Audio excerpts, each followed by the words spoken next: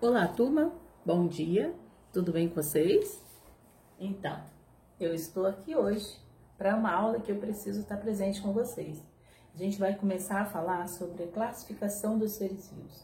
Nada melhor do que um quadro todo montado para vocês. Estão vendo? O quadro está aqui representado com todos os níveis de classificação. Ainda não está terminado, tá bom? Nós vamos fazer essa aula em duas etapas. A primeira delas é onde você vai estar vendo o que é a sistemática. Sistemática é uma parte da ciência que está dedicada a descrever a biodiversidade e também compreender todas as relações que existem entre os seres vivos. Essa classificação é uma parte da sistemática, que é o que a gente vai estar vendo aqui, tá bom? Primeiro eu preciso contar um pouquinho da história. Mais ou menos no século IV a.C., Aristóteles, ele ordenou que não é ordenar de mandar não, tá? Ele organizou todos os animais quanto ao tipo de reprodução que eles tinham e também por eles terem sangue vermelho. Essa foi a organização que ele fez. Muito tempo depois, um discípulo dele, o Teófrasto, ele classificou todas as plantas de acordo com o tipo de utilização das plantas e também a forma de cultivar. Nós sabemos que isso não dá certo, né? Lá pelo século 17 e 18, os botânicos e zoólogos, eles começaram a delinear o sistema de classificação atual que a gente tem aqui.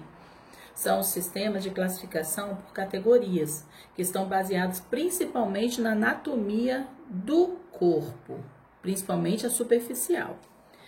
Em 1757, Linneu fez o primeiro trabalho mais extenso de categorização dos seres vivos, onde ele colocou a hierarquia que a gente usa até hoje. A partir de Darwin, a evolução passou a ser considerada como o paradigma central da biologia, e todas as evidências da paleontologia mostravam a ancestralidade dos seres vivos. Lá pelo século XX, a genética, a fisiologia tornaram-se muito importantes nessa classificação. Só que nós sabemos que metade das espécies do planeta é parasita e a outra maioria ainda é desconhecida por nós. Eles não têm classificação ainda, tá bom? De acordo com a classificação atual, as espécies são agregadas em gêneros, famílias, ordem, classe, filos e chegam aos reinos, que a gente conhece aqui, os 5 reinos, usados até 1960, tá bom? Muito aceito até lá.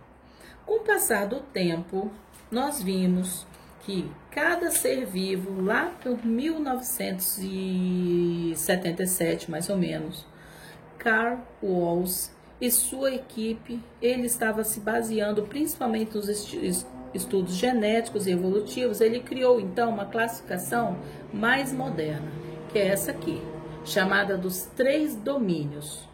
Acima do reino, que é a maior das categorias, onde eu reúno a maior quantidade de espécies, eu terei os domínios ainda, acima deles. Os domínios, eles estão relacionados principalmente a características genéticas que eles vão trazendo e o processo evolutivo.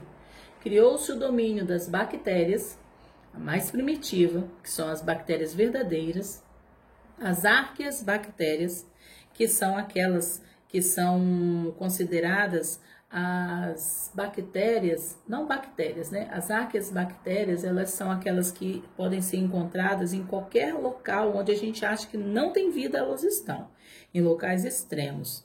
E por fim, as eucárias, o domínio das eucárias, ela tem um nome. O eu aqui vem de carioteca verdadeira. São todos aqueles que apresentam uma célula completa, tá ok? Vamos agora estudar em especial todos os reinos, tudo bem? É característica, é coisa rápida, tá bom? Todos os seres vivos reunidos nos reinos, onde nós temos a maior das categorias, onde se reúnem todos os seres mais próximos possíveis. Foi formado então o reino antigamente chamado de Monera, que este foi dividido, o reino Monera dividido em domínio das bactérias e da arqueabactéria. Principal característica para eles, procariontes. O que significa isso? Organismos que apresentam células sem núcleo, não tem núcleo na sua célula. Seu material genético fica disperso no citoplasma. Podem ter seres autótrofos, significa que produzem o seu próprio alimento, como por exemplo as cianobactérias, que são as algas microscópicas, tá ok? Que essas cianobactérias, elas são fotossintetizantes, apesar de muitas vezes produzirem toxinas que podem causar problemas, né, de saúde. Existem cerca de 7.500 espécies dessas no ambiente. Muitas dessas se associam aos fungos e formam o líquen, que é um terceiro indivíduo, tá ok?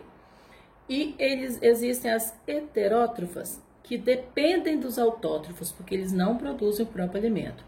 Todos eles são unicelulares. Não existem espécies nenhuma pluri- ou multicelulares. As bactérias e cianobactérias são os exemplos desse reino Monera. O outro reino, chamado de reino protista, eles têm como características principais: tirando a célula que é incompleta, nós aqui já temos todos os que pertencem ao domínio das eucárias, que apresentam um núcleo individualizado. Significa que são eucariontes. Estes, o reino fungi, plante e animale. Todos eles são eucariontes. O reino protista, nós vamos ter seres auto- ou heterotróficos, podem ter uni- ou pluricelulares. Há muito tempo atrás só tínhamos unicelulares.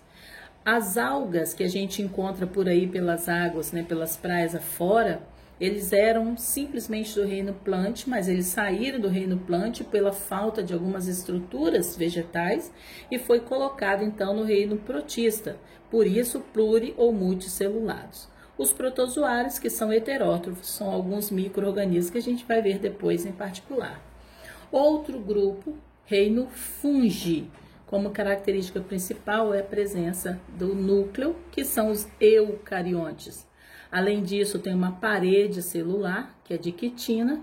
São todos heterótrofos por absorção. O que é isso? Participam principalmente da decomposição.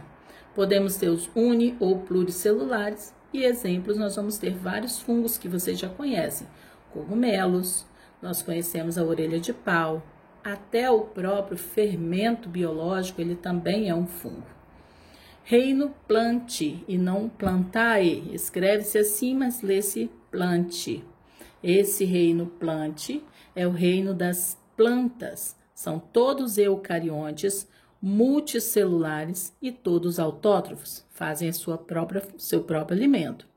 E por fim, o reino animal, que tem como características também eucariontes, são todos heterotróficos, pluricelulares. E aqui nós vamos ter todas as classificações de acordo com a evolução: peixes, anfíbios, répteis, aves e mamíferos. Todos eles nós vamos falar em particular, cada um desses grupos. Tudo bem? Esse é só o início. Próxima aula a gente termina as categorias taxonômicas. Obrigada.